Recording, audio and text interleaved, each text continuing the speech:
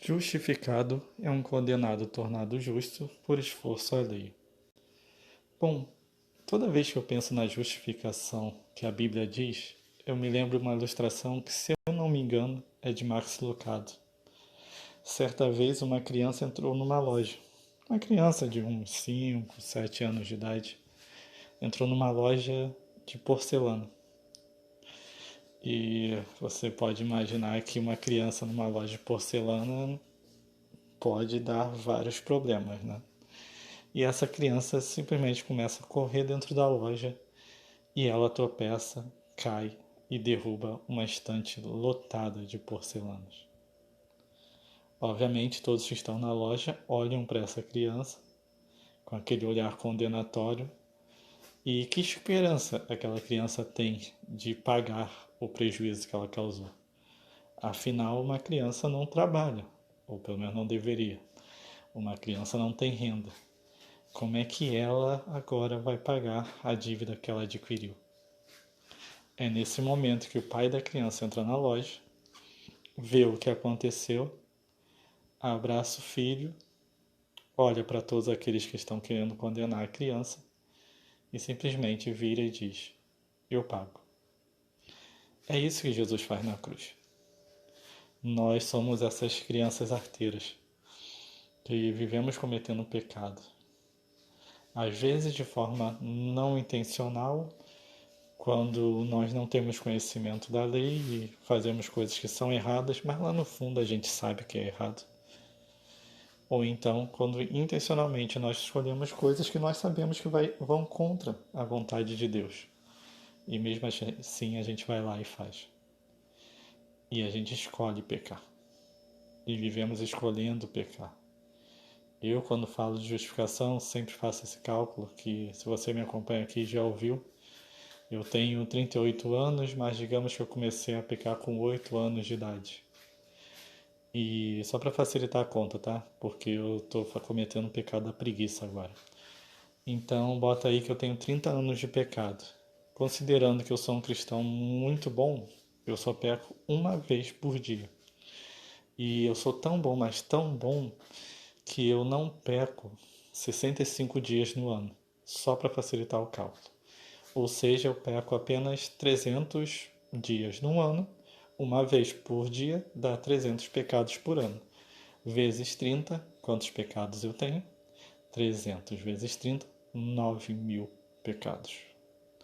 Obviamente eu cometo muito mais do que um pecado por ano e eu não fico 65 dias sem pecar. Eu peco todo dia. Todo dia eu estou cometendo algum erro, algo que desagrada a Deus, seja de forma consciente ou inconsciente. E se eu cometer 10 pecados por dia, já são 90.000 pecados. Se eu cometer 100 pecados por dia, já são 900.000, quase 1 milhão. E como é que eu, com as minhas boas ações, posso querer justificar os meus pecados? É que nem se em um julgamento uma pessoa fosse condenada por um estupro, ou melhor, uma pessoa estivesse sendo julgada por um estupro, e o juiz simplesmente virasse para a pessoa e dissesse: eu não posso condenar ele por estupro. Por quê? É porque ele deu comida para os mendigos na sexta-feira, ou então porque ele participou da campanha de Natal. Então, assim, ele estuprou essa menina, está claro que ele cometeu esse crime, ele cometeu esse erro. Na verdade, ele cometeu mais 9.000 erros, mas ele também ajuda outras pessoas. Ele dá de comer para os pobres, ele ajuda, ele é caridoso, ele ajuda a vizinha dele, ele ajuda a mãe dele, ele ajuda fulano, ciclano. Isso justificaria a pessoa não ser presa por estupro? Não, né? Você acharia um absurdo, não acharia? Por quê? Para você ser uma pessoa que violou a lei, você só precisa cometer um crime. Você não precisa cometer vários. E não importa se você fez outras boas ações. Você cometeu um crime. E você deve ser punido pelo crime que você cometeu. Essa é a lógica jurídica. E essa é a lógica de Deus. Se você cometer um pecado, você deve ser condenado por aquele pecado. Mas só há uma forma de você não ser condenado por esse pecado. se alguém for punido no seu lugar. E é isso que Jesus faz. Ou melhor, se alguém escolher ser punido no seu lugar. Então Jesus, ele simplesmente escolhe ser punido no nosso lugar. Ele é o pai na loja, que escolhe pagar com o seu dinheiro o prejuízo que o filho causou. Só que não foi uma loja de porcelana que a gente destruiu. É o nosso planeta. É o próximo. São pecando até contra Deus também. Então, o prejuízo é muito maior. O prejuízo que nós causamos foi tão grande, mas tão grande, que Jesus teve que morrer na cruz, pagando o preço de sangue por ele. É por isso que ele morreu na cruz, para que nós fôssemos justificados nele. E isso nos traz a duas reflexões. A primeira é o quanto nós temos que ser grato a ele pelo sacrifício que ele fez na cruz. Afinal, é um amor maravilhoso que ele tem, porque quem morreria por alguém que não vale nada como nós? Quem escolheria morrer por alguém que tem mais de 1 milhão de crimes cometidos? Jesus escolheu morrer. Foi por isso que ele morreu por mim na cruz. Eu não sei você, talvez você se ache muito bom, e aí eu recomendo que você ouça algumas das outras mensagens que eu já falei sobre isso, mas eu sei que eu não sou bom. Eu sei quantos pecados eu já cometi na minha vida. Eu sei quantas pessoas eu já magoei. Eu sei quantas pessoas eu já entristeci. Eu sei quantas vezes eu traí Deus sem ninguém ver e ninguém imagina. Mas Ele sabia, Ele viu. E mesmo assim Ele escolheu me amar. Bom, então se Deus escolheu te amar e você é justificado pelo que Jesus fez, então você pode viver da forma como você quiser. Sim, posso. É verdade, eu sou livre agora. Você pode ser livre também do seu pecado. Afinal, Jesus já te justificou, você está salvo. Mas então por que não mais pecar? Por gratidão. É pelo mesmo motivo que eu não traio minha namorada. Simplesmente porque eu a amo. E eu sei que se eu sair com outra mulher, eu irei entristecê-la. Então eu não vou fazer isso.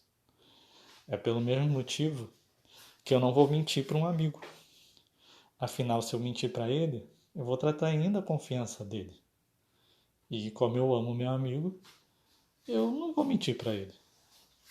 É por isso que eu vou tentar não pecar contra Deus. Porque ele morreu na cruz no meu lugar. E eu sou grato pelo que ele fez por mim. E porque eu amo, eu tentarei não pecar. Ou melhor, eu tentarei pecar o mínimo possível.